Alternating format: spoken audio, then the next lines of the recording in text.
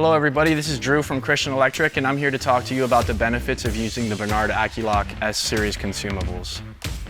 Starting with the nozzle, it's been developed to tighten on securely as well as allow gas to flow through properly over your contact tip and wire while welding. The contact tips themselves have been buried 60% deeper, and its tapered end that connects directly to the tapered end of the liner, allowing for the wire to pass properly through both, as well as stay cool on the taper end and the heat to heat the other side with the wire. The diffuser's been developed to hold the liner and the tip together appropriately, as well as give gas to allow your weld to be perfect. And last but not least is air-proof liner replacement. When cutting it, you should be 1/8 to 1/4 inch to allow for the drive rolls to push the wire properly into your MIG gun. And that's the benefits of using the AccuLock S consumable series with Bernard.